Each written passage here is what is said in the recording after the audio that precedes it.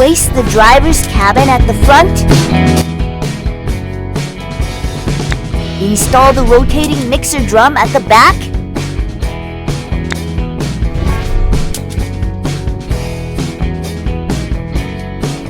Add the details.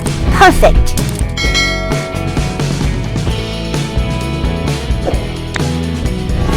Attach the heavy-duty wheels.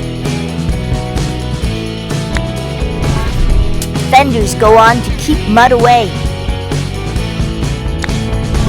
Attach the heavy-duty wheels. Place the fuel tank to power up the truck.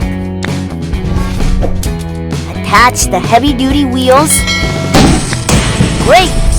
The mixer is ready to work.